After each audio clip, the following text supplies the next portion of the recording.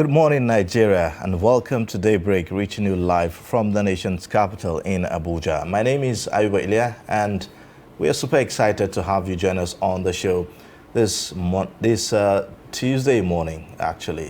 Today is the day that we've all waited for, talking about some of the pending issues that were carried over into the year 2022. So we're expecting lawmakers to resume plenary today, and so much ado, I may say, about the electoral amendment bill. So. Indeed. Good morning, Nigerians. Today is the 18th of January 2022. It's been quite interesting that the month is coming along and it's moving quite quickly, isn't it? It is. Surprisingly, the January that people usually say is a month of 6 weeks. 6 weeks. We're actually, not only me, but a lot of other people have observed that it seems like the month is running really fast, which is unusual. Normally, January will drag. I don't know whether it's a thing of perception. I guess it is. I really think so. But you know, a lot of workers are looking forward to the month running out so that they can get their paycheck. You know? Yeah. Usually that's the case. Yes, and I'm also thinking that maybe.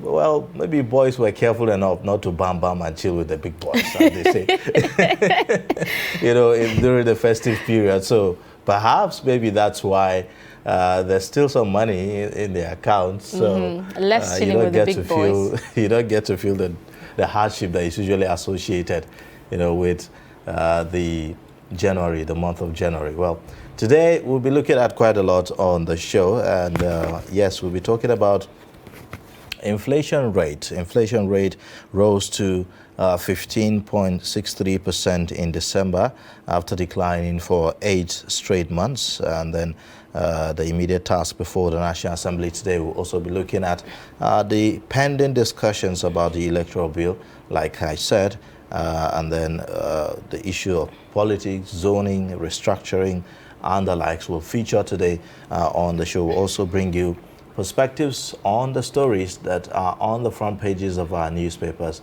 on the show today. Before that, let's take a look at news highlights in the last 24 hours. Now, 3 farmers, Mekaswa Usman, Usain Danjuma and Sheneni Yakubu, have been abducted by gunmen on Sunday while conveying yams from Pekombasa community in Abaji area of Abuja to Lambata Market in Niger State. Now, reports say the gunmen, who were wielding AK-47 rifles, suddenly emerged from the bush and flagged down the pickup at gunpoint before they whisked away the victims into the bush, but spared the driver and asked him to move with the goods as they went away with 3 owners of the yams into the bush.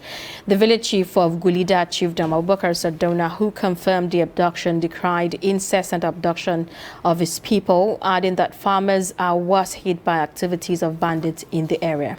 Pekombasa community is under Gurdi ward of Abaji Area Council of the Federal Capital Territory, Abuja, and shares border with neighboring Lambata in Niger State through the river Gurara.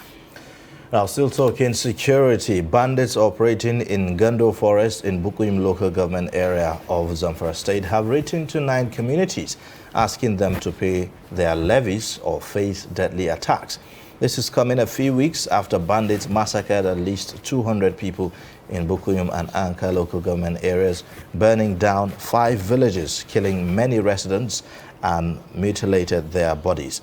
Premium Times reports that the letter, written in Hausa language and addressed to the different communities, each has the name of the community on the top and the money that it is expected to pay, as well as a mobile phone number on the letters. The letter informed the communities to pay the money, which runs into millions of naira, for peace or vacate the towns. I mean, how audacious is that? Writing to a community that brace up for attack, else we will attack you. I mean, pay the ransom. Or this is like ransom payment in advance. You know, a lot of people say so much guts. You know, these people have gotten so much guts that it has actually gotten this, and we really don't know how this is going to turn out. It's getting too much. It's really getting out of hand. Okay, let's take a look at other stories. So this is what we're going to be discussing today. It's about inflation.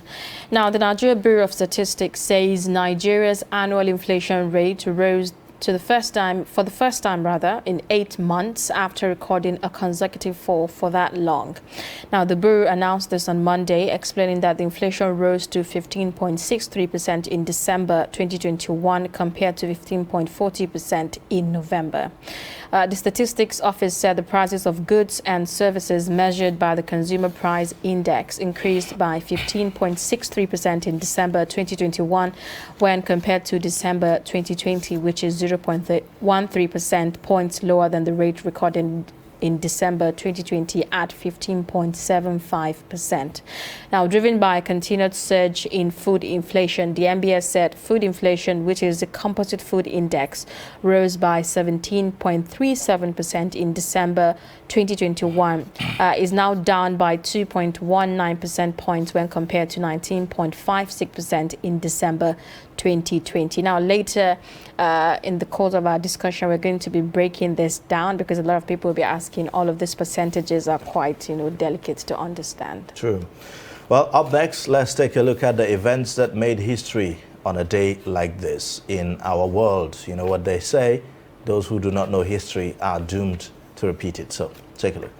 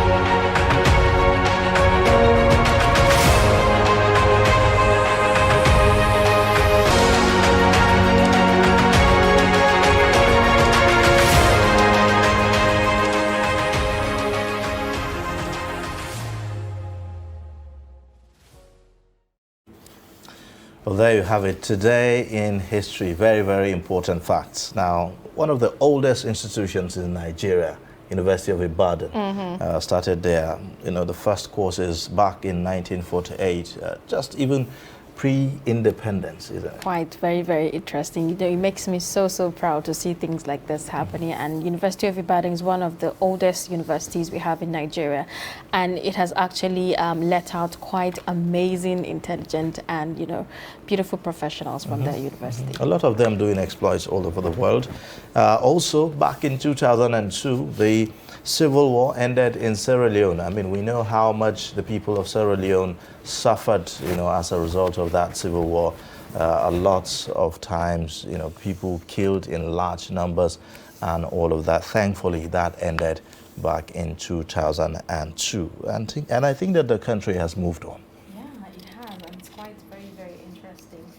Despite all of the, chaos that Sierra Leone has been through, it has come out really strong, and they're doing well, actually. True. All right. Now, well, let's take a look at a report from Gombe State, where we get to see how people are engaging in maize farming. Take a look. Maize is one of the most consumed grain in Nigeria, and on a normal circumstance, the commodity is expected to be cheaper at the beginning of the year. This is because farmers harvested the produce and the commodity is widely available in the market. But in January 2022, Nigerians are worried over the new price of maize. I came to 2000 to buy a bag of rice, but unfortunately the price has gone higher than before. Before you can buy the bag of maize at the rate of 15,000, 13,000, but now it's 23,000, 22,500 naira. So the price has gone higher.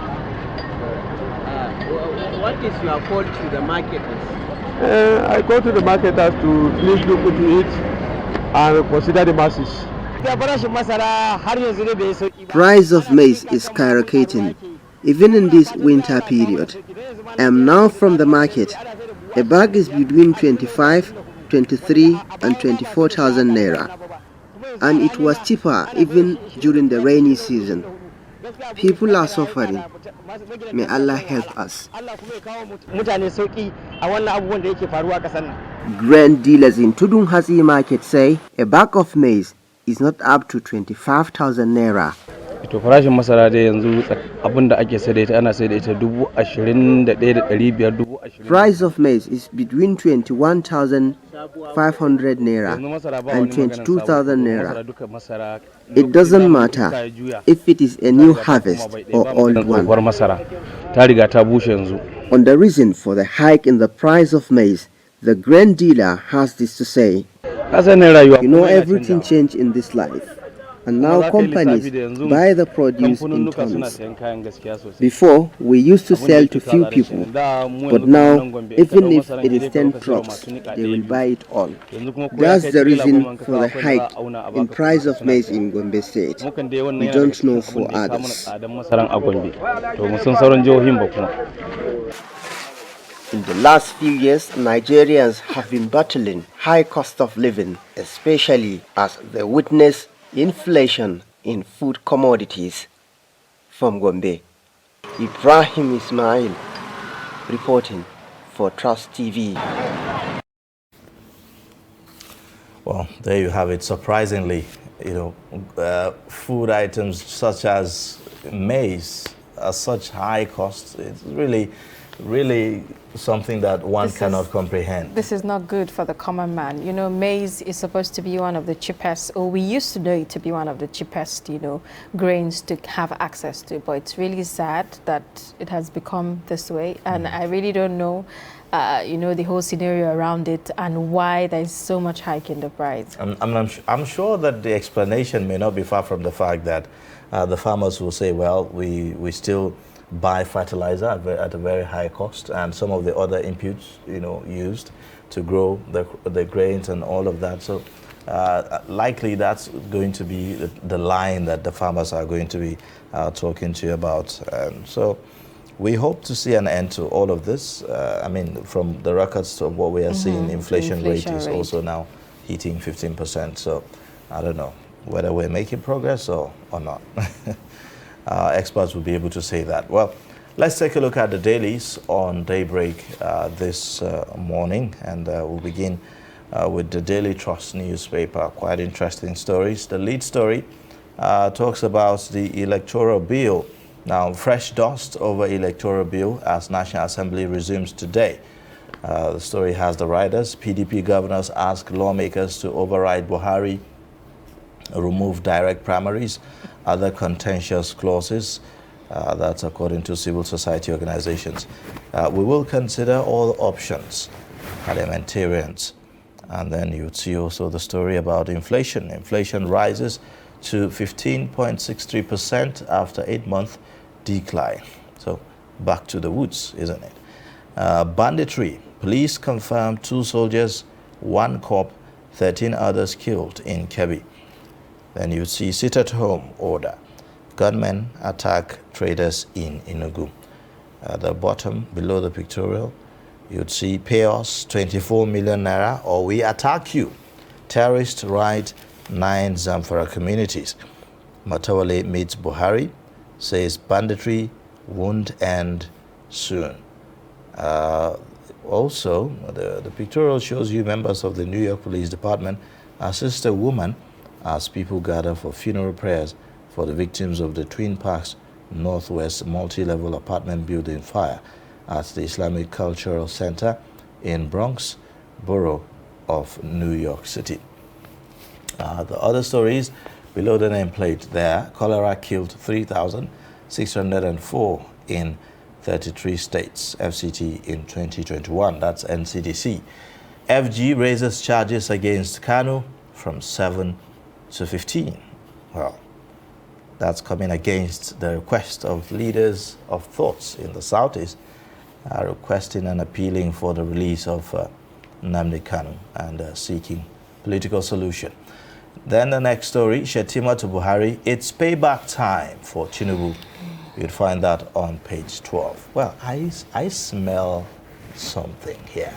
Shettima has been very visible around the presidential hopeful, Asiwaju Bola Ahmed Tinubu. Are you thinking what I'm thinking?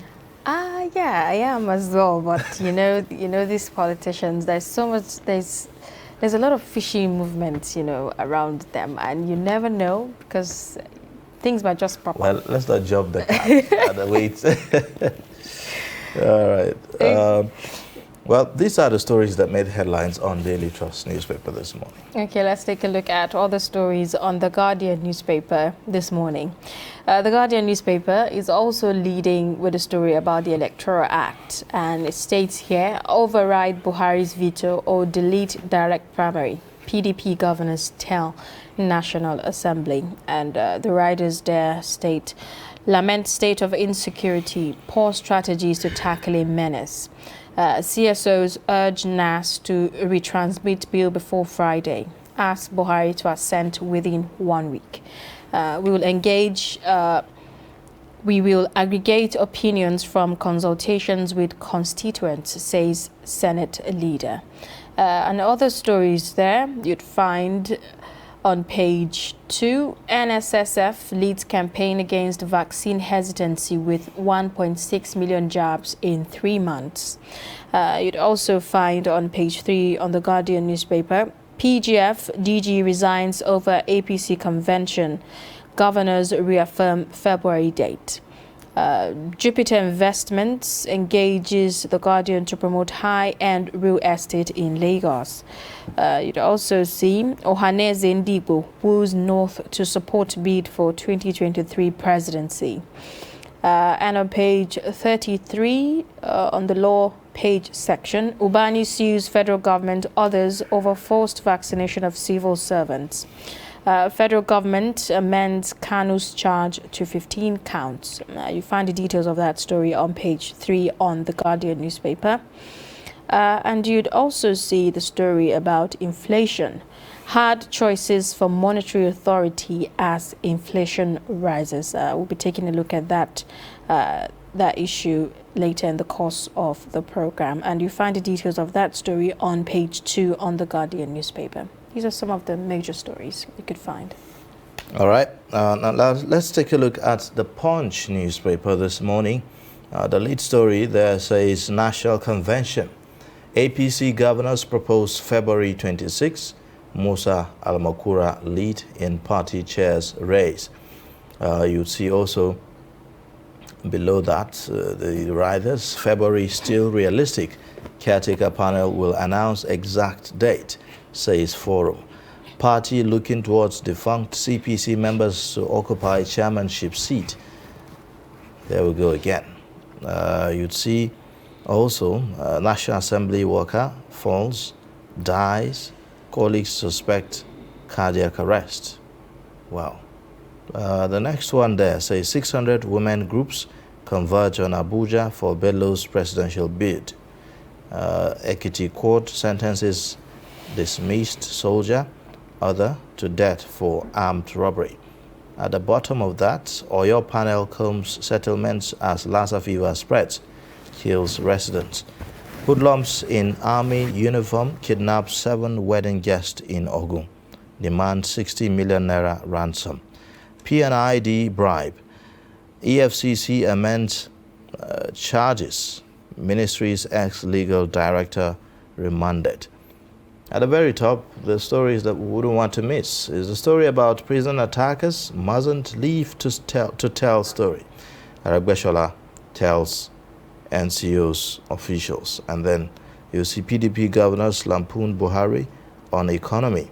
Others ask National Assembly to override President on Electoral Act bill.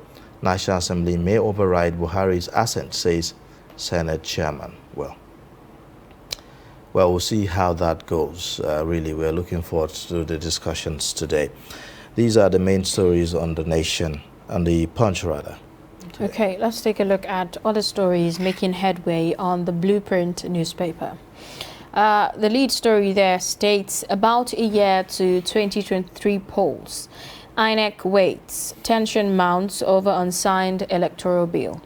And the writers there, further delay could undermine public confidence in reform. That's according to civil society organizations. Tell NAS to prioritize bill at plenary today.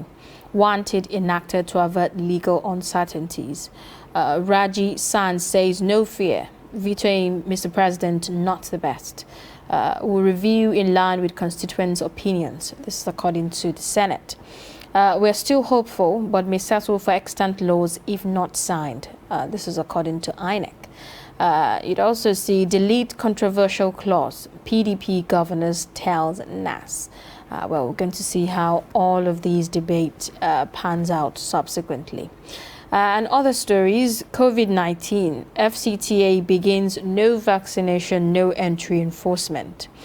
Jailbreaks, shoot to kill, not to injure. Aragbeshola tells NCO's operatives. You'd also see other stories on the Blueprint newspaper that states domestic stock opens week negative, sheds 30 billion naira.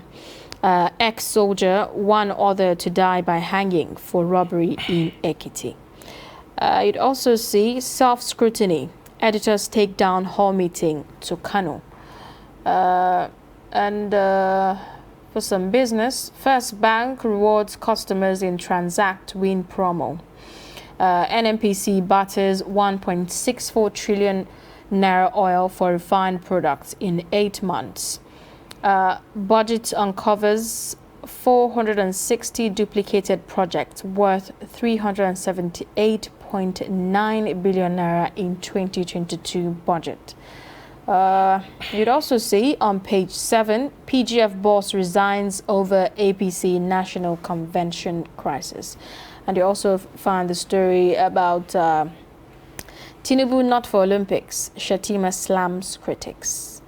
These are some of the major stories on the Blueprint newspaper. Well. What a humorous way of capturing that story. Well, let's take a look at the Nation newspaper. That will be the last paper we're looking at.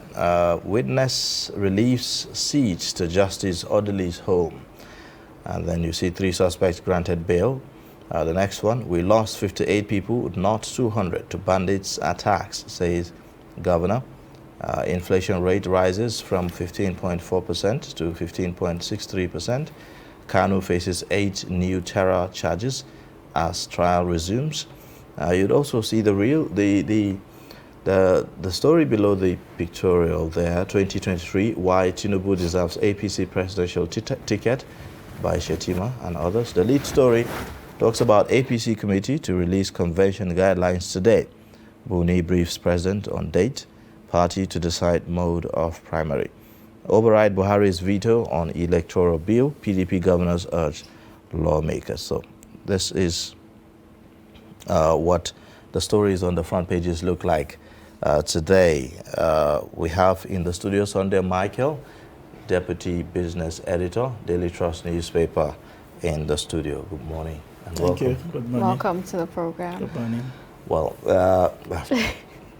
Well, just when we thought that we've been able, the issue about electoral bill have been put to rest, we just wait for the lawmakers to take an action on it. It resurfaces again. There seems to be so much ado about this story. It's virtually everywhere on our newspapers today. Yes, deservedly so. It's the election, it's the year before the elections, and however that this election is going to pan out begins with this electoral bill, especially some of the amendments that are sought.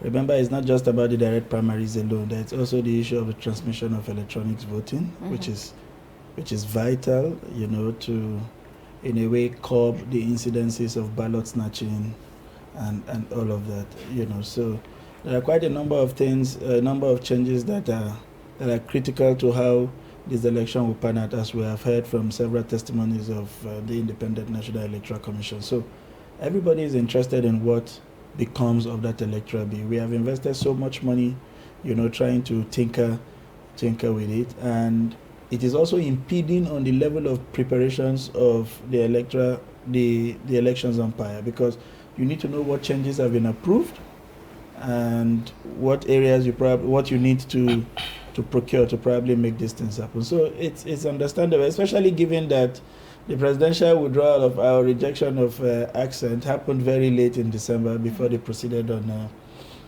holiday. So all we have seen is people, interested parties, including Nigeria, setting agenda ahead of the eventual resumption of the National Assembly today. Well, there seems to be so much interest, you know, in the issue of direct primaries. Why so? As we may have said here a number of times, some stakeholders see it as one of the ways that you can unlock popular participation. It has appeared as though a few persons have always run the shots for a lot of people under the guise of what we used to have. And so what direct primaries simply tends to achieve is to ensure that those who fly the party tickets are elected by everyone who has a vote. I mean, who is a registered member of the party. That way, you become a popular choice and not by any electoral college where people pretend to represent people only to go and advance their own individual aspirations. So, to that extent, that is why it has garnered a lot of interest. And the other way to look at it is that people had felt, if you know that you are likely to, you would need everyone else's vote, you know, to become a party candidate, then it means you probably we will begin to see our electorate coming very close to people. You know, as we have seen in other advanced democracies. You take your constituency offices very seriously. You would want to be engaging frequently and regularly, and, you know, to the extent that these things will count when the time comes for people to make choices, and not just find a way to settle a few people in the electoral college and have them endorse you and pretend to be representing the people. All right, but I mean, if you look at, you know, the reasons that the president gave, aren't they justifiable enough? I mean, if you say, well, we are in a democratic setting, people should be able to have that freedom to get to decide how, you know, their party runs, you know, internal democracy, isn't it? In this case, the issue of direct or indirect primaries, you know, people should have that opportunity to do so. So, would you say that maybe we are dwelling so much on the issue of either direct or indirect primaries, and that perhaps it's not even the crux of the matter? It is, to a large extent. From my own point of view, people who have benefited from the current system would never let it go. It means stripping them of the powers they've always had, as some politicians now call themselves king makers. The real king makers are supposed to be the electorate. You know, so removing that power from them to make kings to the people who deservedly should be the king makers is what this whole worry is about. The president has advanced a number of reasons. He said providing securities for these primaries will be a Herculean tax.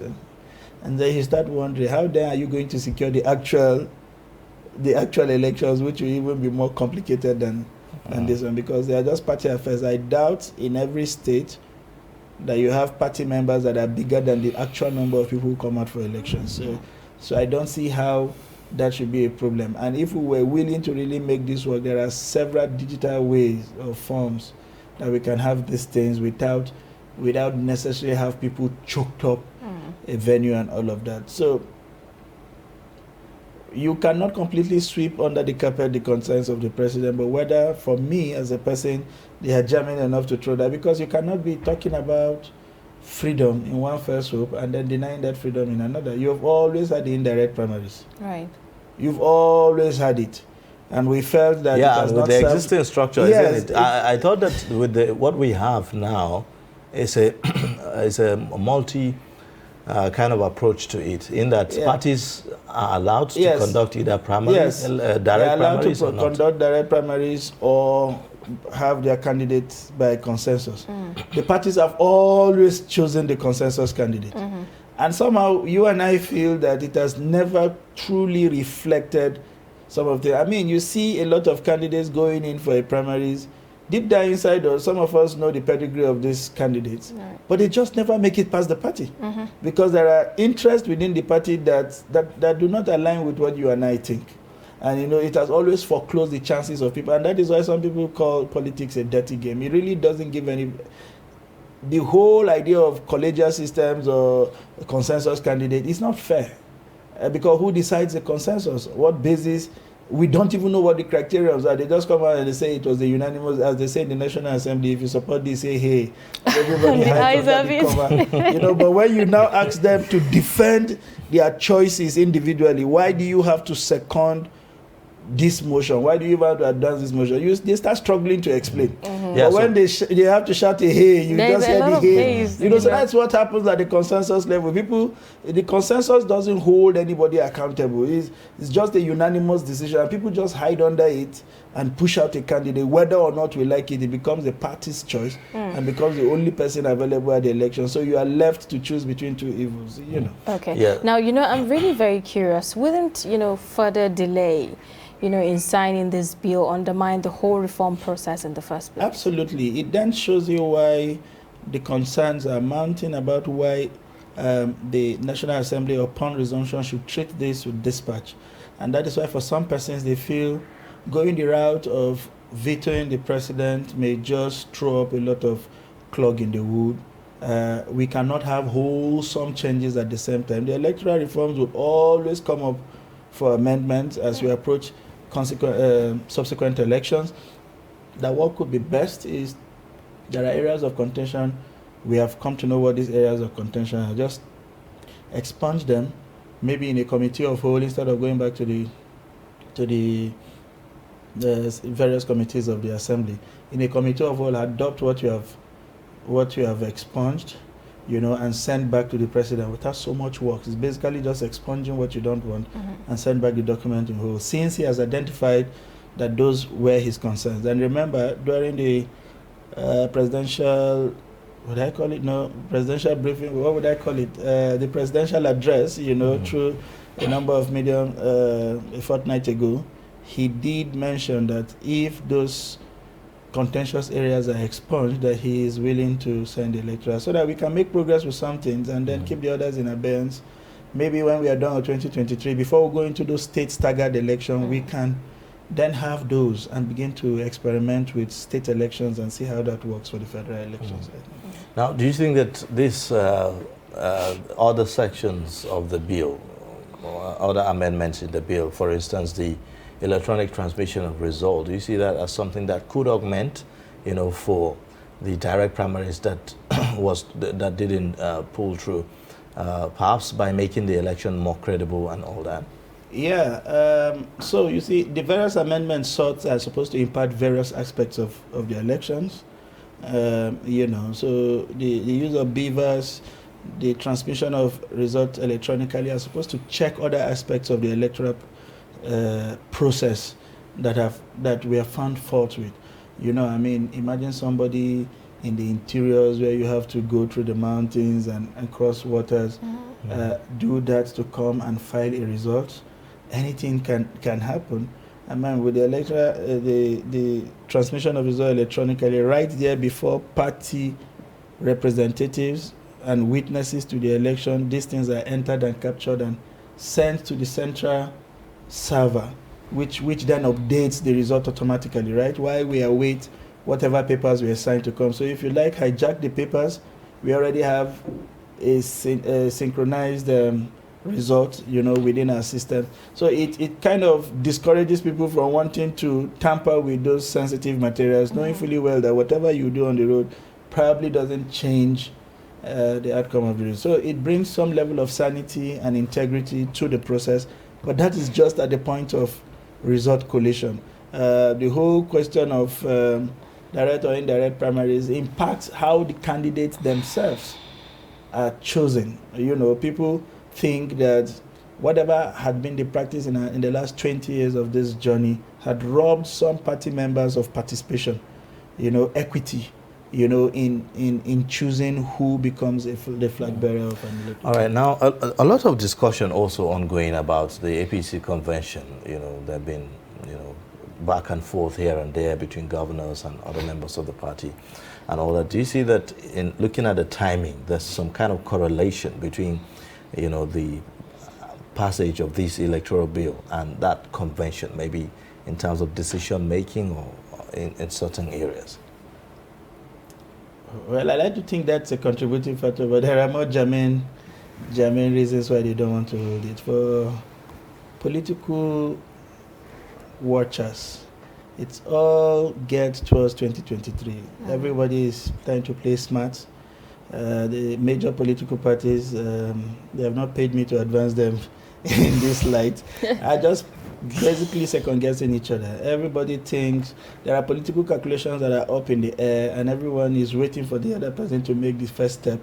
You know, so it becomes you sort of read your opponent's movement, and then you check or you counter, you know, as the case may be. So the choice of the political candidate of one party would almost determine where the candidate of the next party will come from, as a way of matching up whatever they have done or getting political advantage over them. So what we have seen is a deliberate attempt to come up with all kinds of excuses to delay until the very last minute, where probably your opposition party would have made its own decision, so that you are sure that there are loopholes that you do not cover that will become a negative against you in the election. So it's a question of where are we going to pick our candidates from?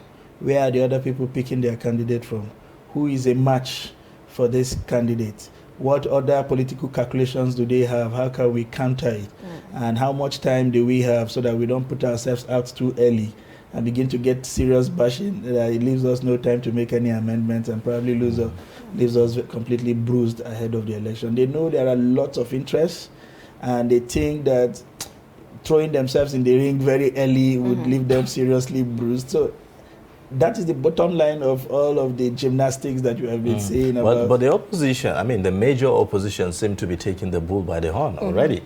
They've conducted their own convention. They've decided their party leaders.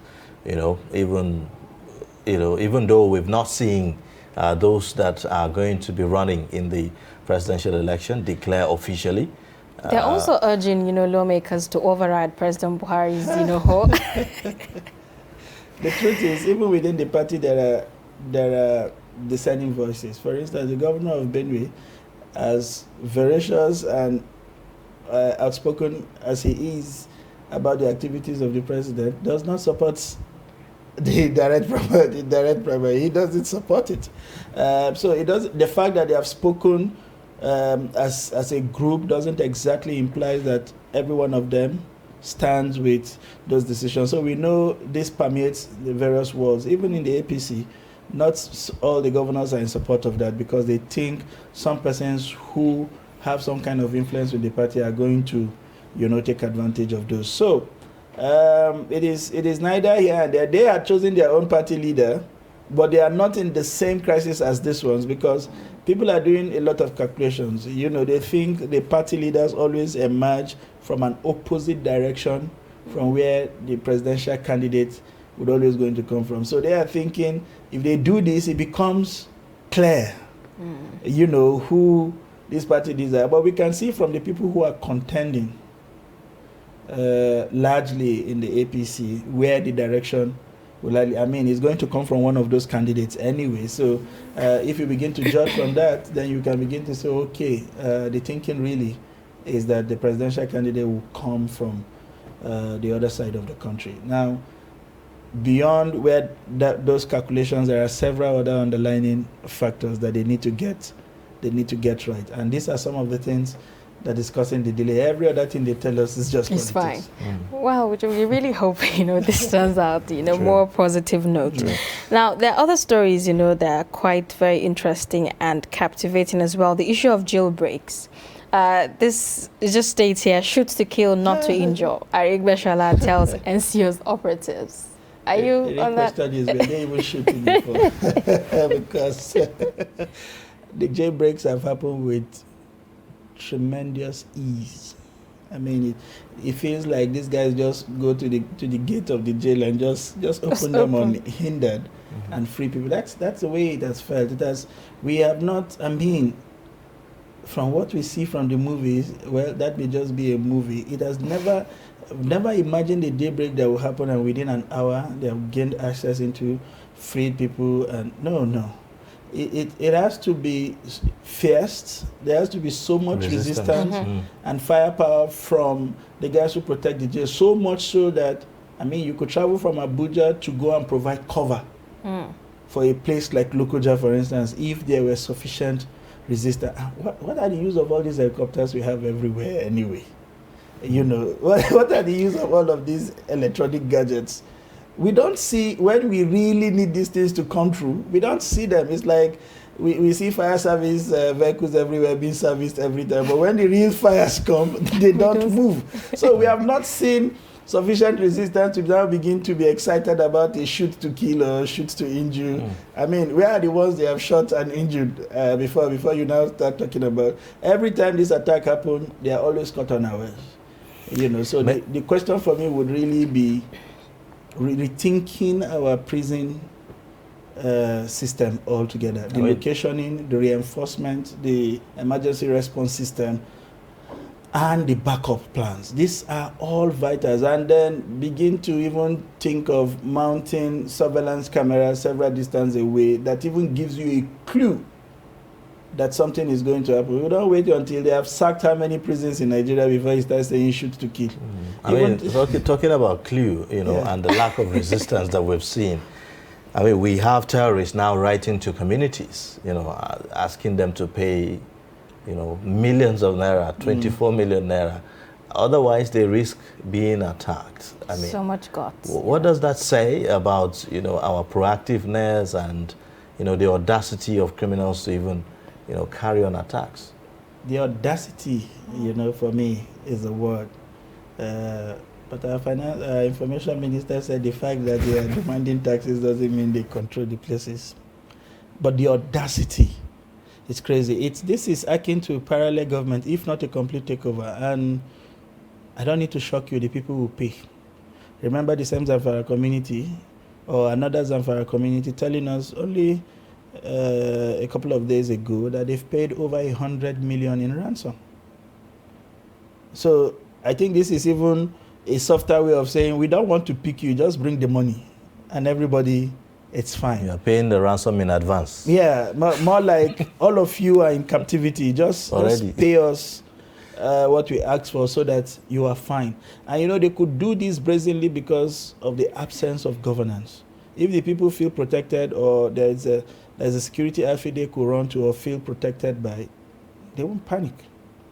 It's a near absence of governance in these places, these pockets of ungoverned spaces in Nigeria that gives these people this audacity. How the letters were written, the effrontery, the delivery, the inclusion of a phone number. In fact, that's one that even baffles me.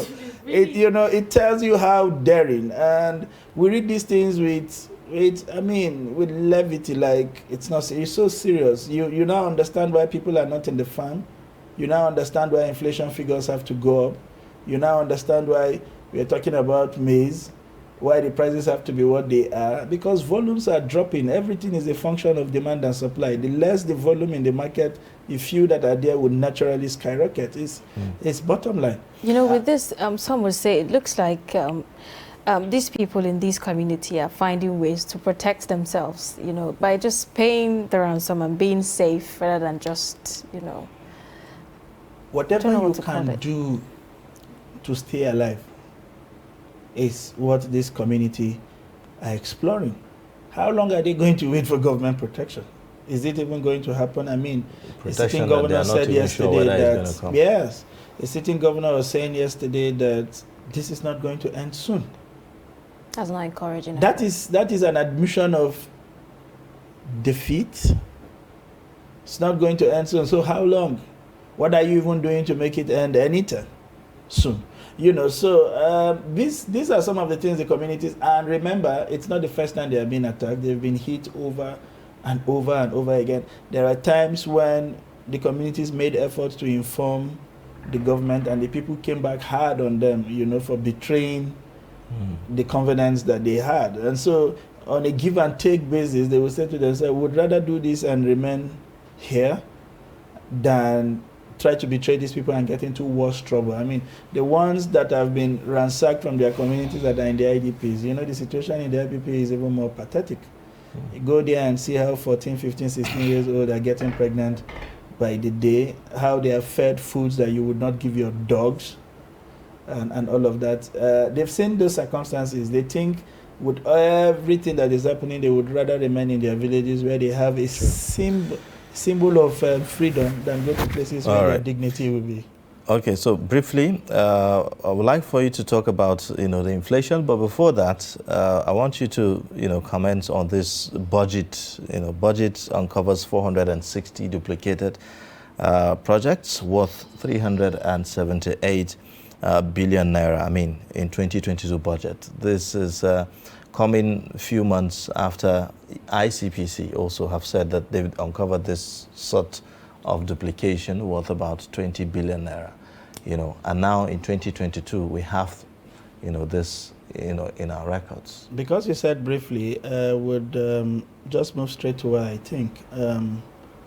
You would think that a sensible government will be sitting down with this kind of institution and say, can you point out how you arrived at this, so that they can use that template to checkmate future padding. But what you will see instead from the government is some of its functionaries coming out to lambast people who have taken the effort to provide you with information that should put you up on the scale of transparency. This simply aligns with the findings of the ICPC. It then, like we said here then, that if a more thorough investigation is done, you will see that what the ICPC did was just a tip of the iceberg. And why this is critical is that the ICPC was reviewing a budget 1 year after it has, in fact, after the monies have been spent.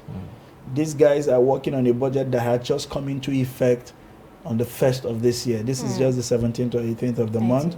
It then means that we can checkmate these duplications and make these huge savings that is bigger than even the total allocation of some states in 2022.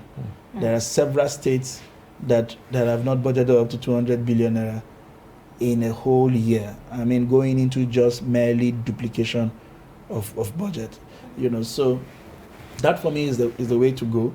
And then we begin to ask questions about how these duplications came in and people whose heads must roll for this daybreak, you know, open robbery of the Nigerian people, if you like. You know, that the government looks into the issue of whole budget padding, because there's been so much, you know, conversations about this. Well, we're going to be commenting on the issue of inflation in Nigeria, but that will be quickly right after this break. Do stay.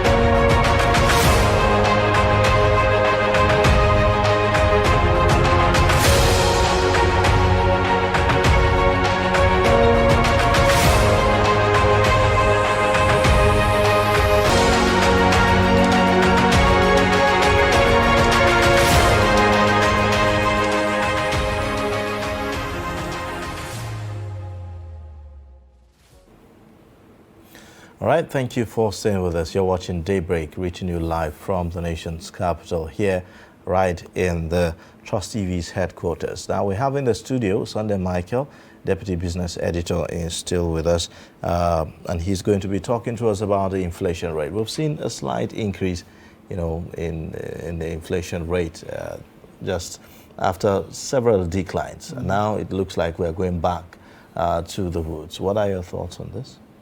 From the explanations of the Bureau of Statistics, I think it was to be expected. The December spendings and all, you know, aggravated the inflation situation. You will recall that even the declines we have seen have been marginal. It's been dropping in piecemeal. So it meant if there was any shake, you know, within the metrics that was allowing for those drop, it was always going to overturn. And they provided explanations for that. It was largely fueled by the core inflation, things around prices of gas, prices of transportation. You know, it's normal around the December period where you used to go for 8,000, 7,000, shot to 15, 20,000 because of demand. We know what gas prices became. We were all shouting practically, you know. And these things have multiplier effects on several things that are taken into cognizance when you compute the inflation statistics. And so naturally we saw that swap on a month-on-month basis. On a year-on-year basis, it's actually a decline, but if you consider December and November, then it shot up by 23 basis points. 15.4 to 15.63. So that was what accounted for it. Maybe with the deceleration in some of those activities in January, and you know, we were saying gas prices were coming down the other day gradually. Perhaps we may reverse to the continuous downward trend in inflation figures ahead of when these politicians begin to pump in extra money into the economy. Well, thank you so much for coming on the program. It's been quite interesting getting to hear your thoughts about all the issues on our dailies this morning. All right, thank you for coming. Thank you. Well, we'll take a quick break now, and then when we come back, we'll take a look at other issues on the program. Please stay with us.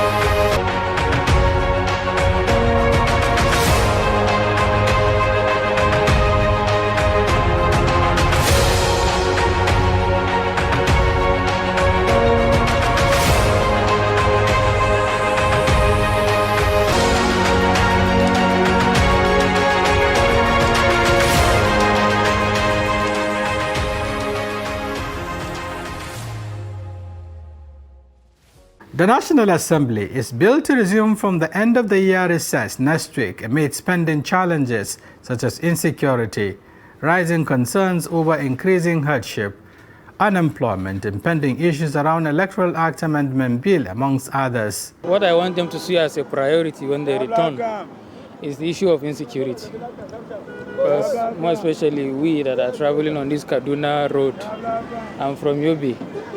Sincerely, when I'm traveling home, I used to find it very difficult. The first issue I want them to talk to work for this country is that they should look to insecurity in this country first, for any other thing. If the National Assembly, they are there, and they couldn't discuss the national issue on security, the way it's supposed to be, whoever is supposed to be called to order by the National Assembly, by the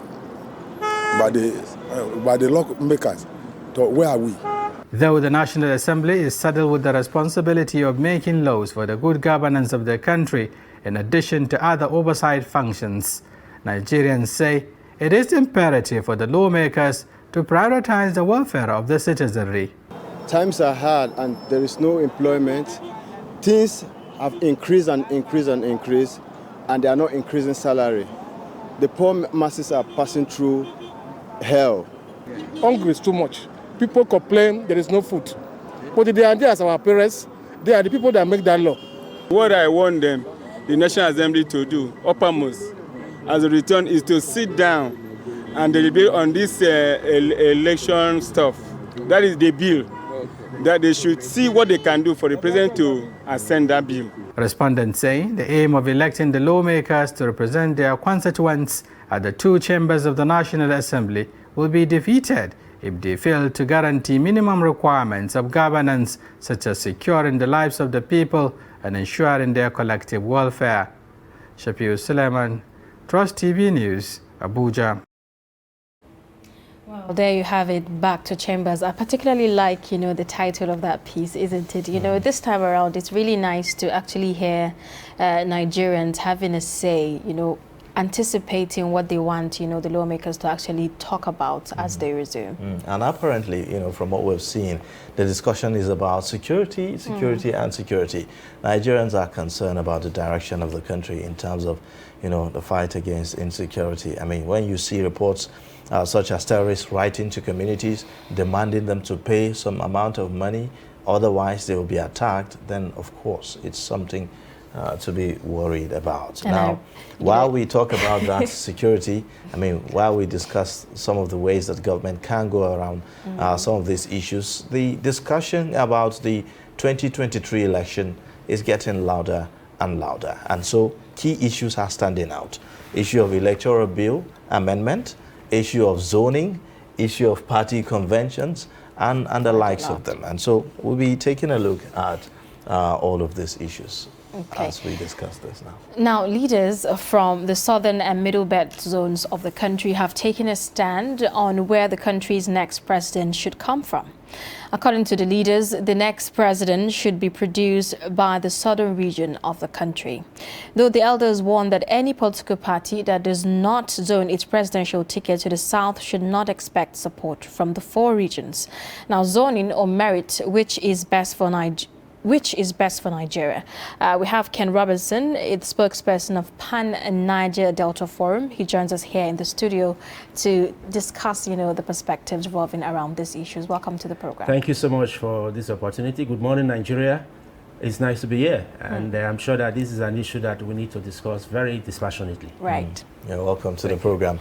All right. Well, already we are seeing the handwriting on the wall as to where the country is heading by 2023. First, let me get your comment on the electoral amendment bill. There's been debate about whether direct or indirect primaries. We also have some amendments, in that bill. So, what's your own thoughts about this electoral amendment? First of all, let us commend the National Assembly for the seriousness they gave to the amendment of that bill, and we also commend them for listening to the opinion of Nigerians concerning the electronic transmission of election results, which was eventually incorporated into the bill. And then, unfortunately, because of what Mr. President pointed out, and of course some political stakeholders were also against it, and that's the direct primaries. Our position is that the inclusion of direct primaries in the amendment of the Electoral Act was unnecessary, and that is to say it mildly. Because there are insinuations that perhaps it was even included, knowing that it will be a fly in the oil to cause these delays that we're now seeing, and eventually perhaps there are fears that the bill might not be amended after all. So you belong to the group of people who said, well, this is a smokescreen. I mean, nobody ever said that direct primaries should be solely the method in which primaries parties will elect their leaders. To be fair to the members of the National Assembly, some have said, considered that that was their own self-political preservation. We have seen situations where members of the National Assembly are dropped by intrigues from governors and even the presidency. And they think that opening of the system will guarantee those who want to return better chances of returning. But having said that, it was absolutely unnecessary to include that. We shouldn't limit the parties, so political parties, to their freedom of choices in terms of how they conduct their primaries. It could be by consensus, it could be by direct primary, it could be by indirect primary. That's what the Constitution or the Electoral Act earlier said. And I think that that should be maintained and let Nigerians overall have a better process that will strengthen the democracy in Nigeria. So is that why we are seeing the delay, in actually signing this bill? It's conflict of interest between the executive at the different levels and the legislature. And we think that they should place the interests of democracy and the interests of citizens above their personal and primordial interests. All right, now let's go straight into the other issues, of concern. The political parties are the PDP has conducted, their own convention. We've seen the leaders, escorts of the PDP, and now there's this row also about the APC convention. These are the two major political parties, and we've had the discussions about zoning, ahead of the presidency election in 2023. Where is the PANDEF standing in all of these conversations? About how the parties are conducting their affairs, that's primarily the responsibility of the parties, but the parties are not existing in a different world or a world of their own. They exist in Nigeria. They are comprised of Nigerians, and they are working towards producing persons and individuals and officials that will, as it were, govern the affairs of Nigeria. So beyond political party interests, the interests of Nigeria as a country and the citizens must be paramount. And so we will appeal to political stakeholders in deciding how they go about their conventions, particularly the PDP has a national leadership, a new national leadership now. The APC is in the process of throwing up a new national executive. We would want the political parties to be conscious of the fact that what they are doing will affect every Nigerian. It's not just about the party. Who becomes the party leader will affect how the process of producing the next presidential candidate of the party will come about. And so these are related issues, and proper attention must be given. Attention must be given to the details about not just the success of the party, but the success of democracy and the sustenance of the unity of Nigeria. Okay. Now, let's talk about zoning. In your opinion, are you for zoning or for merit? Should it be about where the president, the region where the president should come from, or should it be just somebody that is more credible, regardless of where you're coming from? Zoning and merit cannot be placed on two different pedestals. They can't be placed on two different ways. They cannot be compared. Is there anywhere in Nigeria, any region, any state, any community, any village, or let us use the political nomenclature, any ward, any polling unit, any local government area that cannot produce somebody that is credible and has the competence to govern Nigeria, to be president of Nigeria, to be president of Nigeria, or to be a governor of a state, to be a member of the National Assembly or to even be a member of a local government or a state assembly. So merit, the conversations of merit are completely irrational. When we talk about zoning, let us not attempt to ignore history, justified precedents that have existed in Nigeria. And we will appeal to those who are anti-zoning to listen to history, to take a look into the past and review their suppositions.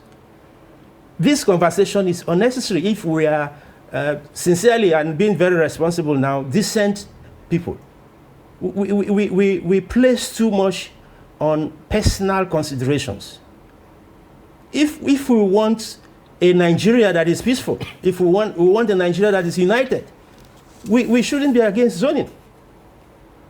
The North is going to be, by 2023, have ruled Nigeria, governed Nigeria, or presided over Nigeria for 8 years under President Muhammadu Buhari. And whether the presidency was under the PDP or whether it was under the APC is immaterial. It does not count. It was a northern presidency. So in other words, you are advocating for zoning, isn't it? But others have said, well, this is not there's no constitutional provision for this, this issue of, zoning. So how do you intend to go about this? There is no constitutional provision for zoning. That's why there are conventions. And let us go back. In 1978, Obasanjo was steering the transition to civil rule. The National Party, the National People's Party of Nigeria, NPN, zoned its presidency to the 10 northern states at that time. And after a very keenly contested primaries in Lagos, Alhaji Shehu Shagari emerged and eventually became president of Nigeria. In 1982, the NPN at its convention in Kaduna, among several other issues, where, of course, President Shehu Shagari got the support of the party to run for a second term. The convention also resolved that after President Shehu Shagari's tenure, the position of president should be zoned, rotated amongst the regions of the country. That was the decision. Politics is about understanding. Politics is about compromise. If we want to sustain democracy in Nigeria, we must avoid issues. And it's not about democracy alone, it's also about the nation. We must avoid issues that try to throw up unnecessary sentiments and that could, steer greater dissent and cause more problems and conflicts and crises in the country. In 1999, when General Abdulsalami Abubakar, with due respect to him, after several failed transition programs, was able to steer Nigeria back to civil rule, the two political parties, the People's Democratic Party and the Alliance for Democracy, zoned the presidency of the presidential tickets to the Southwest. Of course, perhaps to also appease the Southwest, the Yorubas, for the June 12 saga. Okay. All right. Now, we could go on. Even in 2018, the People's Democratic Party zoned its presidency to the north. And we had 12 northern aspirants contesting for the PDP's primary ticket in Port Harcourt, where Alhaji Atiku Abubakar emerged. Okay. I think we're going to come right back, to that. But we have the chairman of Inter-Party Advisory Council, Yusuf Yabagi, joining us virtually here on the program. Good morning. Can you hear us?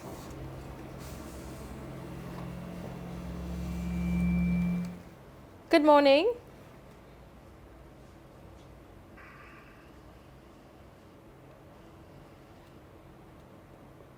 Engineer Baggy is still finding it quite difficult to join us because of, I think, a breach in transmission. So we're going to continue the conversation. Yes, so you see, it disturbs some of us when we hear people make these statements. And purely, they're not making these statements for the love of nation. They're not making these statements for even the love of their people. They are purely on egoistic considerations. And that's not going to help Nigeria. And these are some of the issues that have brought us to where we are. And earlier on the program, we saw the report on citizens talking about the state of insecurity in the country. It's because of some of these issues. And if we continue in this manner, these situations will increase.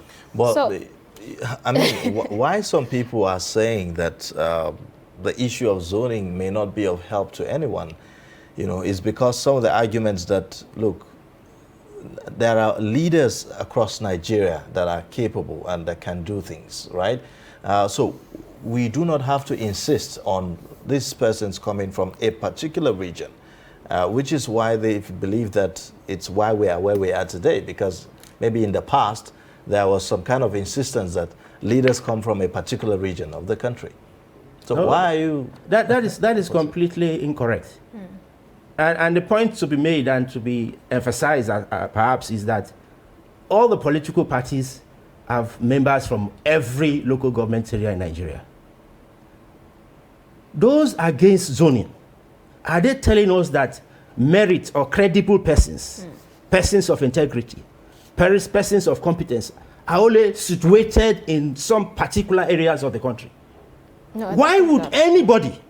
I think that there is no discussion about where the person is coming from at this point. I think that it's more like an open check for anyone who believes that he has the merit, who has the capability to contest, should do so, regardless of wherever the person is coming from. In a diverse and complex society like Nigeria, there must be some conventions. And that's what those who have led Nigeria, who have enabled to keep us together till today, have been doing.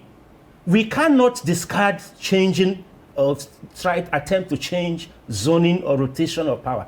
It is fair. Nature abhors injustice.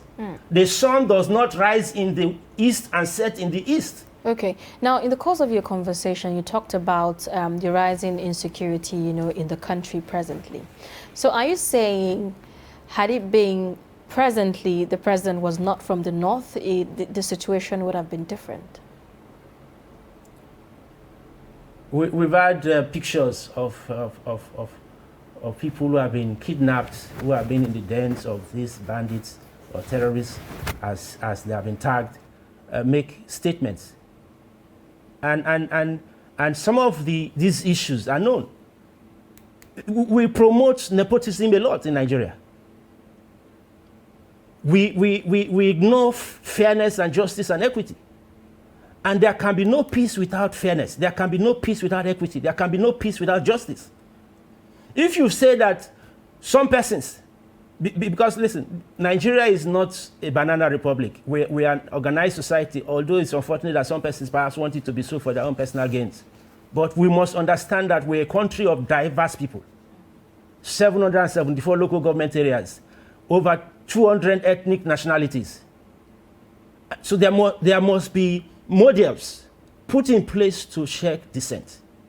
The consequences of this anti-zoning will be there. It means greater indignation.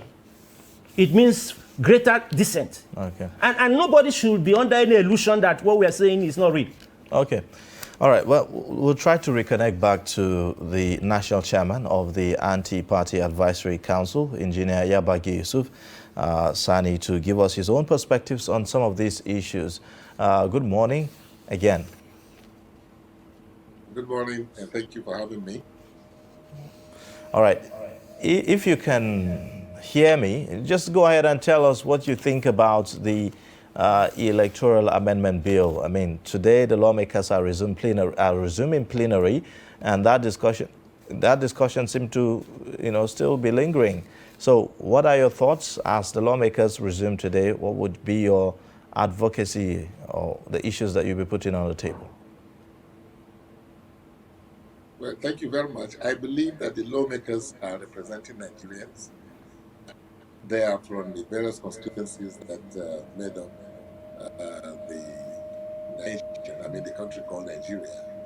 And I'm sure that they are there to do the bidding of those who elected them to represent them in the hallowed chambers. So I have no doubt that whatever they are going to do today would be in tandem with the expressed aspirations people of Nigeria as far as elections are concerned, and as far as the processes that lead to credible, reliable, peaceful election is concerned, which is the passing of the Electoral Amendment Bill that was sent back to the House, to the National Assembly, by Mr. President for reasons which he stated in his letter accompanying, the bill that he sent back to them. And the reasons are not far-fetched from the realities of the situation. So I believe that the National Assembly members too are living in the same country that the president was describing as not yet ripe, for direct primaries. So I think the simple thing that National Assembly is able to do today is to just expunge, that direct primaries, close, and then perhaps if there are other areas that should be taken a look at, for the second time, because they are human beings in any case, nothing can be proved in terms of making some errors. So if there are errors in the drafting, like has been pointed out, by some observers, that there are still other 10 areas cross-referencing and then some error in the drafting. It's an opportunity for them to do it. It doesn't take time for them to do it, because this is something that is very urgent and is very important. It's fundamental to the corporate entity called Nigeria in terms of operating democracy in an environment that people will feel very comfortable and are proud to be Nigerians. And that is the environment that will be brought about by that bill. That is the amendment bill, which is now back to the National Assembly. They shouldn't have any problems doing that. In IPAC, we have spoken.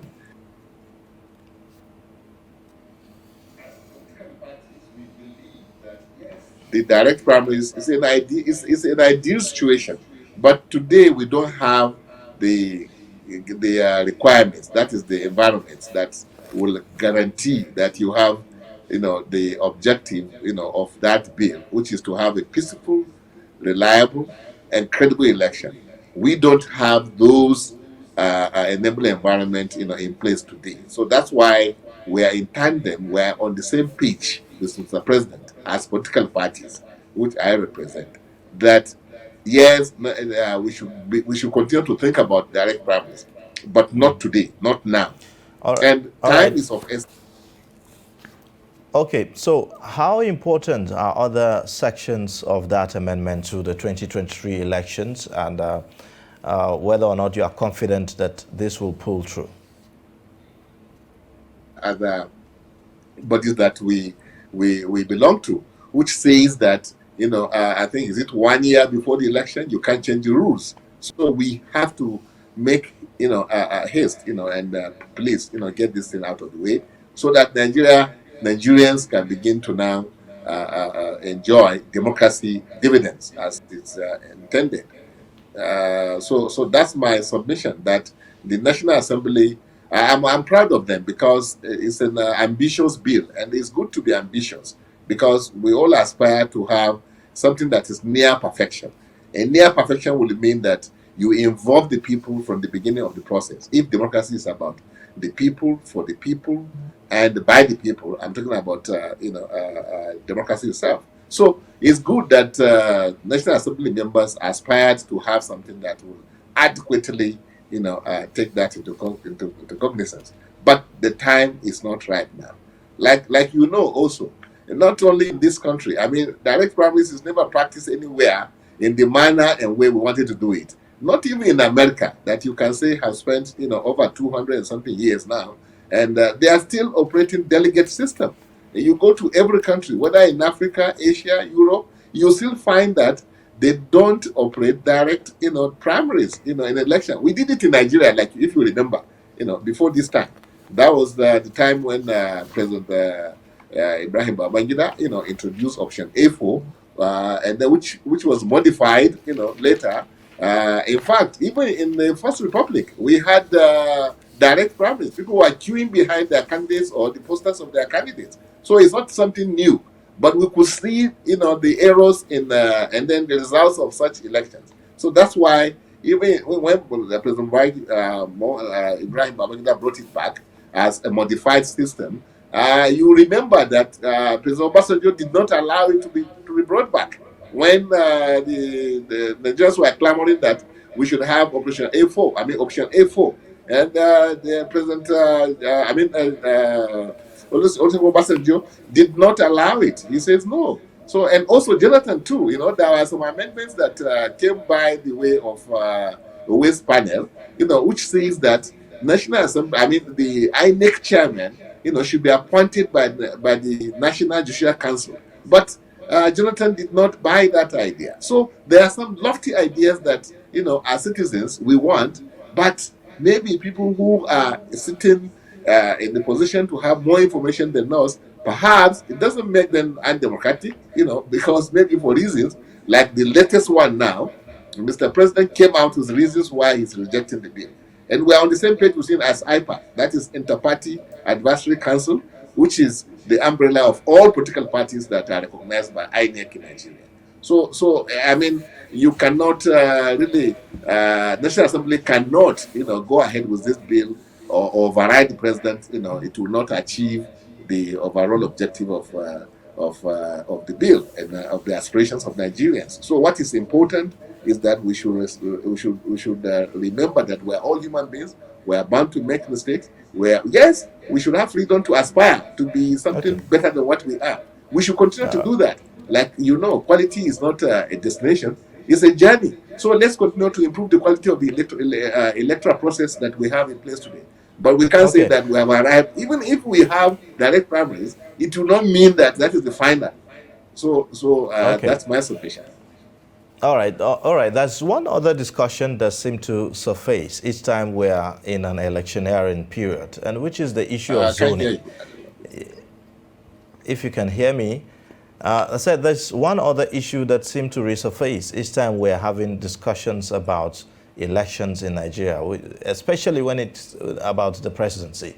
We talk about zoning and all of that, and then at that point, you see all kinds of thoughts, and people are almost divided, when it comes to issues of where the president should come from and all of that. I would like to get your own perspective to this.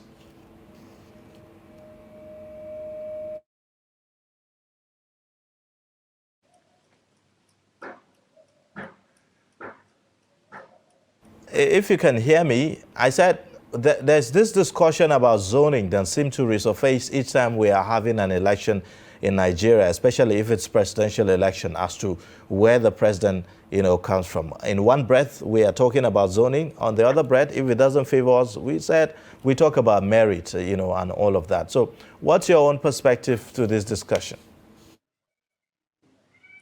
Well, zoning is something that was introduced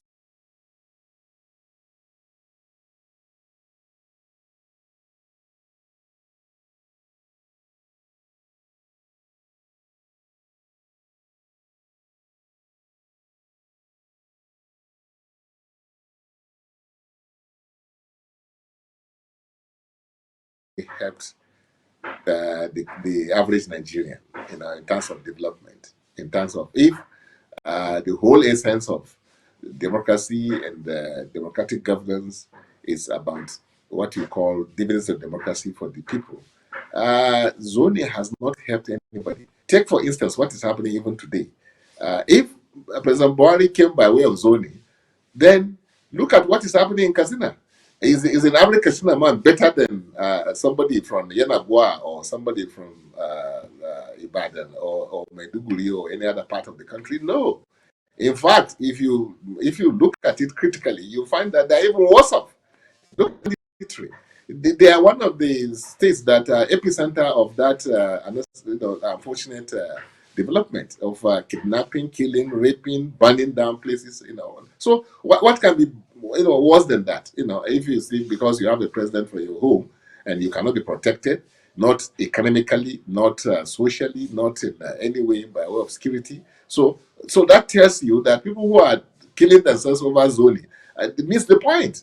The point is, look for somebody who has the track record, who you believe can deliver, who has that knowledge, who can think out of the box for Nigeria. This 21st century economy does not respect Yoruba man, Igbo man, Nupe man, or it's a Kiliman or a Muslim or Christian. It only respects a response to ideas. People who have what it takes to run, an economy. So people telling you about zoning and where the president should come from. I Can just you hear me? not really. Yeah, you are saying something? Yeah, so, some will argue that, well, are we just, waking up to the reality or the realization that zoning hasn't helped? I mean, when all along we've I can hardly always hear used you, it sir. in our elections, up until now. I mean, in the past, we've always heard about this zoning, and that was how leaders have always been chosen and all of that. So what has changed, really? What has changed? What has changed is that it has not helped. It has not delivered. It's not working for the average Nigerian. That's what has changed. It hasn't moved the needle. And that's the point we are making. And all this noise, and I think should be restricted to political parties. Let the political parties, into their caucuses or primaries and what have you, let them bring out those that they think by their own calculation will help them win elections. And they shouldn't disturb Nigerians about, this, because we have a system that is so organized, that is recognized by our constitution. There's a process, for bringing out a candidate that will, eventually perhaps will become the president of the country. It's not by shouting, by people saying it's our turn. If you're a turn, go to your political party, because that's what the constitution recognizes. It's not you, saying that you are going to divide the country or this will be the end of this country. It can't be the end of this country. We are not a disorganized people. We have a constitution. And the constitution has put in place for us a process by which a president, should emerge. So go to that, follow that process. Don't disturb the Nigerians. Don't, threaten anybody that if it doesn't happen, if it doesn't favor you, this country will cease to exist. That is not true.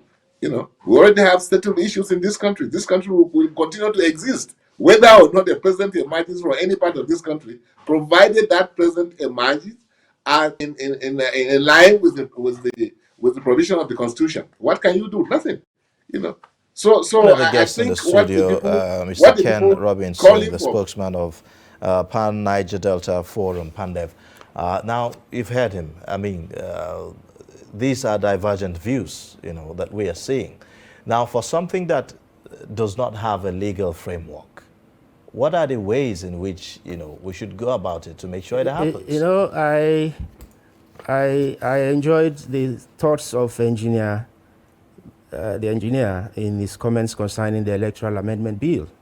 Fantastic, and I am completely on the same page with him, and that's the position of PANDEF, that the direct primaries clause should be expunged, and with due respect to members of the National Assembly, perhaps there should be some background political conversations across various levels of the political stakeholders, and that bill should be perhaps resent to Mr. President for his assent.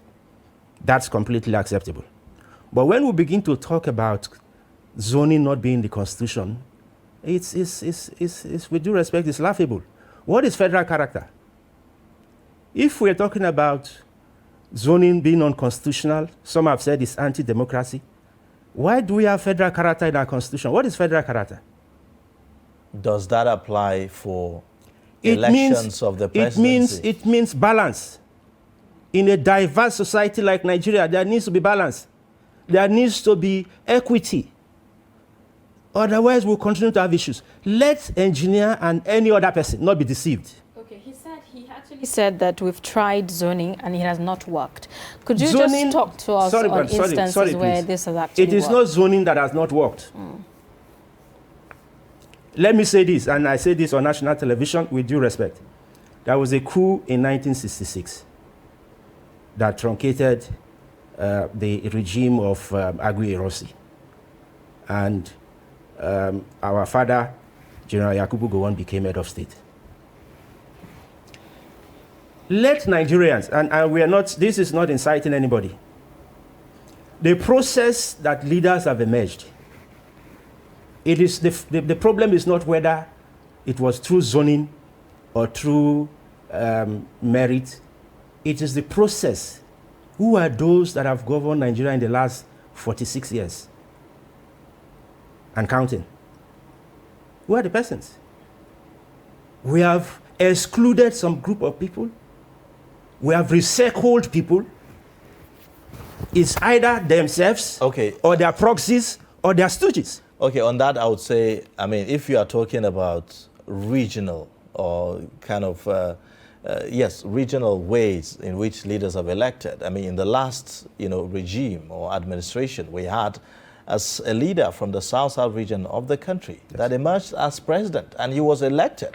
Yes. He was voted for massively. Yes.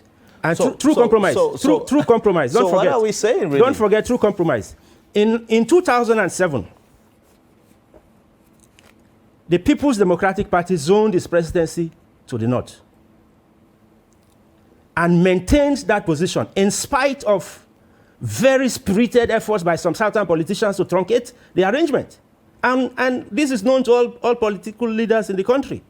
There were serious efforts to truncate zoning and retain power in southern Nigeria. But patriotic Nigerians understood the importance of zoning and insisted that power should go back to the north. The wonderful gentleman of blessed memory, Umaru Musa Yar'Adua, emerged with Goodluck Jonathan as his vice president. And so the issue is not about whether we are saying, look, it should be turn by turn. Now, listen. Democracy is a game of numbers, isn't it? Yes. It's true, isn't it? Majority wins. Majority wins, isn't it? Yes. So why don't we just bring out the candidates and let the people get to decide? No. We must, if we begin to say majority wins always is might over common sense. Oh, really? Yes, it's might over common sense. Because if you think that you're majority, and so you will always win, we are humans. We are not sticks and trees and monuments and statues. We have feelings, we have emotions. And so if you continue to exclude me because you're majority and only you will win, and only you will decide who takes the table, who eats this seat, who eats what, who gets what.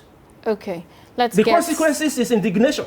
Okay, let's get to Engineer Yabagi's reaction to this comment you just made. Engineer, can you hear us?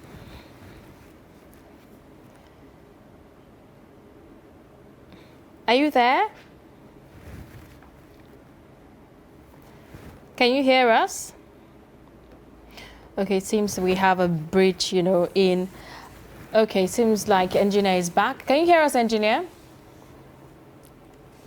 Okay, now you've just heard what our guest here in the studio said about the whole conversation around zoning. Could you react to that, please?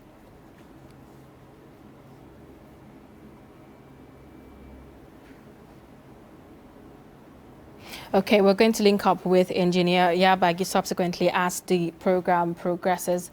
Now, you were just talking to us about the issue of zoning and taking the presidency to the southern part of the country. As the elections are coming through, do you see this, actually happening for us? As leaders of the various communities, I come from a community, and I know what my people are saying. And all of us come from communities, and we know the perceptions and the feelings and opinions of our people. And everything I'm saying here, I'm speaking on behalf of our people. I'm not saying that everyone in the Niger Delta, 100% of us agree to what Pandef is saying, or what Afenifere is saying, or what Ohaneze Ndigbo is saying. There are people, even in southern Nigeria, who think that power should remain in the north definitely, certainly not for common good of all, but for their own parochial reasons and interests.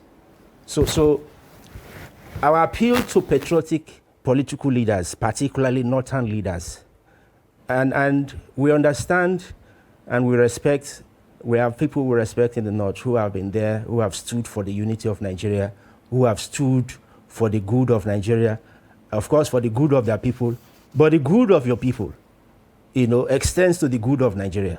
If it is real good, we must understand that sustainable development, as they say, is not just about building your place, but that the pesticides that we spray on the farms in the farms in Makurdi, in Benue, in Sokoto, in Zamfara, affects fishing activities in the creeks of the Niger Delta.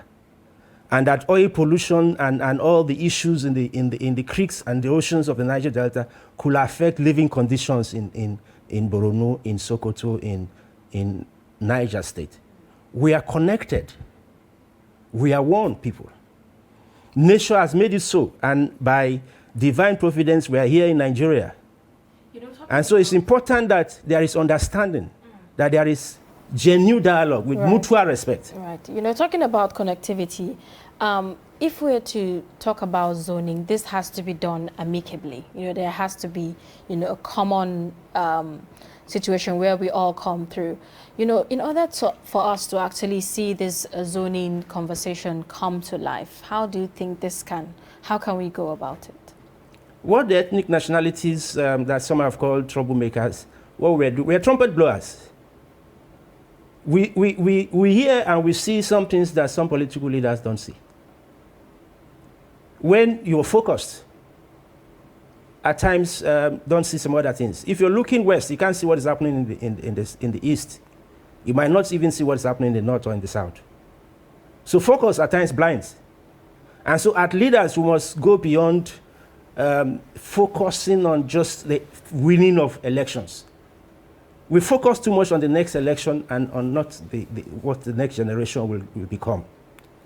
The focus as political party leaders should not be how to win the next election. You cannot win the next election in isolation without following conventions that have been established. Okay, there are those who would say that, look, this discussion about zoning is an elitist kind of discussion, and that ordinary Nigerians actually do not really care about where, a president comes from, as long as they are going to get the dividends of democracy.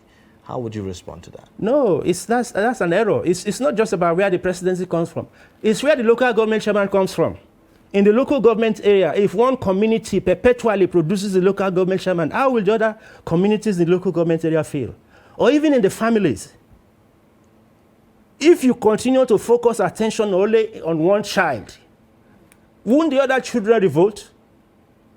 Let's be sincere. President Muhammadu Buhari will be completing 8 years of his presidency by 2023. What do people want? Why are we saying it should be open to all regions of the country? Are we being sincere? So that some other northern, perhaps from also Katsina State, if zoning is not allowed, and we talk about merit only. Somebody else from Katsina State can also become the president of Nigeria after Buhari. That's what we're saying. Okay, let's get a perspective from Engineer Yabagi, who is standing by virtually, to share his own thoughts now. Now, it appears that we have a dilemma here. While we talk about, zoning, we talk about merit, the issue of national cohesion and unity is also very important, isn't it? Yeah, it is. It is. I agree with you in total. But what I'm talking about is that, see, we're operating a constitutional democracy. And if you are operating a constitutional democracy, which means the ground norm, which governs the process of emergence of leaders at all levels, is already spelled out. And that's the point I'm making, that there's nothing wrong with people, making, that's why you have pressure groups. But these pressure groups should please concentrate their efforts, for now, on political parties to bring out their people so that, at the end of the day, Nigerians, so that they can now, once that process is complete, as spelled out in the Constitution, then they can now come out in their numbers to now campaign for that individual that they believe is from their area and will do their bidding and will satisfy their own requirements as far as being able to to govern the country. So, and again, when you look at it, even if we must talk about zoning, take for instance, if we are talking about democratic governance on this country, believe you me, North Central is the only zone today that has not been given chance to rule this country as a constitutional democracy, elected president. This is the only zone that zones have been given opportunity, so that's why sometimes some of these things are relative. They are not things that you can say, are definite. When you make an argument that, then somebody will come out and say, well, we have not been given the chance. So the point I'm trying to make is that let us work according to our constitution.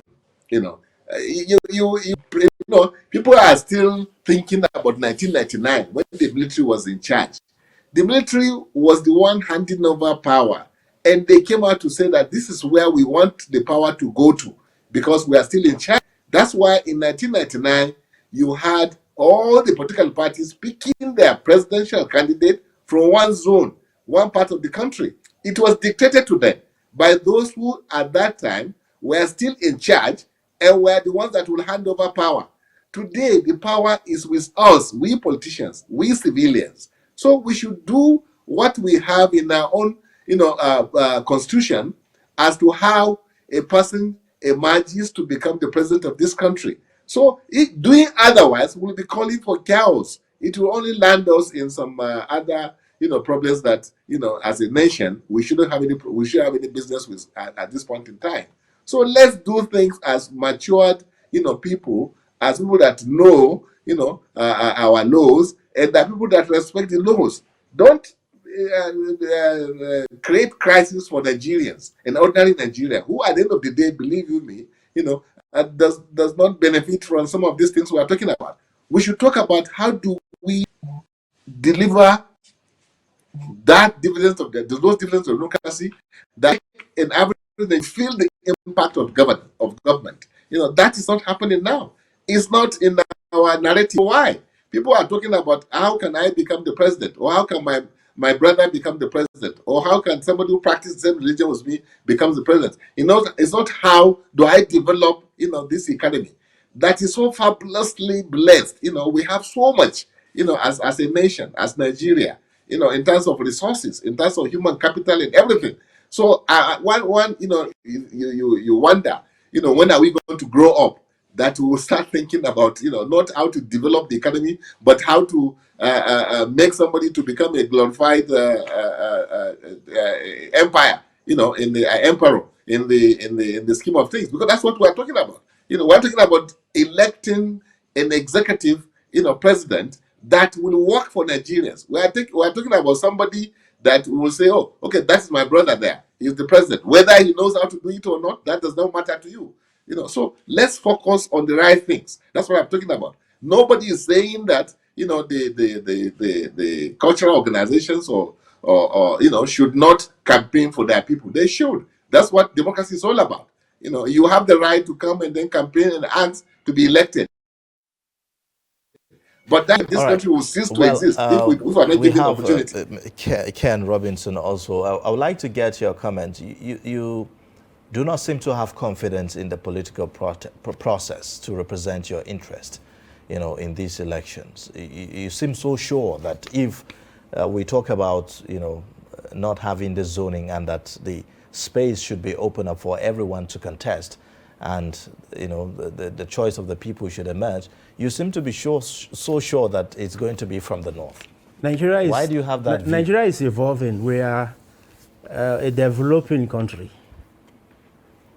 When we get to the level where we become a developed country, then we can have some of these conversations about zoning, or whether the president of a country can come from one village or one family for 20, 40 years. I appreciate the position of Engineer Yabagi as chairman of IPAC, and will appeal to him that as the chairman of chairmen, in their conversations, he should please not ignore the importance and the critical importance of zoning. It has stabilized Nigeria. It has created understanding and harmony and mutual confidence in the polity of Nigeria over the years. Nigerians, what the military, as he said, did in 1999 was not against what Nigerians wanted. What Nigerians want is a united, peaceful country where any Nigerian can live in any part of Nigeria freely and do business, or whether it's social interactions or whatever. That's what we need. And we need to promote processes and conditions to make that happen. And zoning of political offices And let us emphasize, it's not just about the presidency, it's even about governorship positions, it's about senatorial seats, it's about membership of House of Reps, it's about local government area and members of the state houses of assembly. If we continue to only produce one member to the state assembly from one community, perhaps in a local government area or in a constituency where there are 5 communities and only one community continues to produce, perhaps have been producing since 1990 till now. Do you think that I'm this should certain that the people will vote. Do you think that we should have a legal framework for this? Maybe put it in a constitution to state clearly that zoning is what political parties should look to? It may not be expressly stated, but it's in the political parties, in the various constitutions of the political parties. And that is why they have been respecting that position. I'm talking about the Constitution of Nigeria. Of Federal Republic of Nigeria. It may not be expressly stated in the Constitution of Federal Republic, but it's implied in several provisions. The need for balance. That's what we're saying is balance. The need for balance, the need for fairness, the need for people to understand that, look, we're a family, and that I cannot have it alone. A family where there is only one rich man is a poor family. Someone has said so.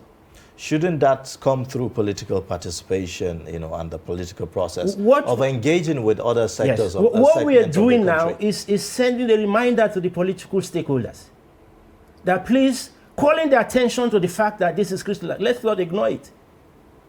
For every action, there is a reaction. For everything we do, there is a consequence. And at this point in Nigeria's history, we cannot ignore the issues that have kept us together, and one of them is zoning. All right, let's get concluding thoughts from Yabagi joining us there virtually. Now, what do you think is the way forward here? How can we, still talk about merits, and, the freedom for everyone to contest in the election, our constitutional democracy, at the same time, protect national cohesion and unity? Well, I think it's very easy because, like I said, we have to work in accordance with that we are using the Quran, which is the constitution of this country. And I think it doesn't mean that we're not, because the rules are made, the rules are made by us, not that the rules, are to, how to say, put us in a straitjacket. No. For instance, at the IPAC level, what we are telling our members, that's political parties, see how we can bring out what we call national unity government, so that everybody will have sense of belonging at the end of the day. Because what is bringing about all this noise, all these cries, all these wailing and things like that is because the government in place today did not adequately address the issue of national unity government, where end of the day you have perhaps all political parties, the other political parties, one way or the other in the government. You could also go and see other cultural organizations, that perhaps represent the aspirations of their people, and deliberately pick somebody and say, well, we are picking you in fulfilling the requirement of the Constitution, which says we must pick somebody from this zone, from this state. We are picking you because you represent this organization. So by the time you have, something like that done, it will assuage and perhaps reduce the tension and this clamoring for I must be the one that will occupy the number 1 seat. Once we have government of national unity, whether it is from the south or from, I think it will serve Nigeria better than to say that, no, let's just work towards getting somebody from my side, so that I will now do, fill all the positions, choice positions, from my place. I mean, for somebody that is from my place, that will not work for Nigeria.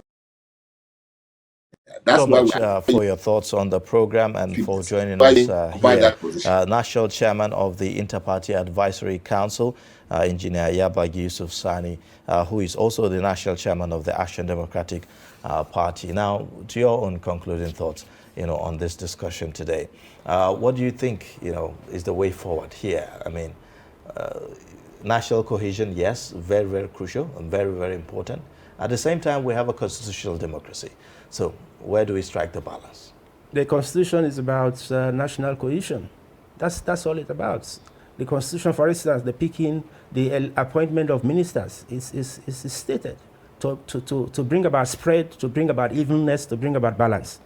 And so PANDEF's appeal, and of course the Southern and Middle Belt Forum leaders' appeal to Nigerians, and particularly political stakeholders, is, look, let us understand that unity is important, cohesion is important, peaceful coexistence is important, and so let us undergo these processes with understanding, with respect, and with broad mind. Nigeria is important to all of us. We need to preserve it, and so we need to do what is right. Thank you so much, Ken Robinson. He is a spokesperson of Pan-Niger Delta Forum. Thank you so much for coming on the program, and we hope to have you next time. Thank you so much. And let us commend what the media is doing. Without you, we are sure it would have been worse than this. So please keep it up. Thank you so much. We understand the challenges, but God bless you. Thank and you. God bless Nigeria. Thank you. We appreciate that. All right. With that, we've come to the end of Daybreak for today. We look forward to having you join us tomorrow again. In case you've missed, well, you are not late entirely. You can still catch up on our YouTube channel. This is being streamed live, and also you can get the uploads there on all the discussions that we've had on the program today. Also connect with us via all our social media handles, Facebook, Twitter, and Instagram. Right. My name is Zainab Bala. Thank you so much for sticking with us. And I am Ayuba Ilia. Bye for now.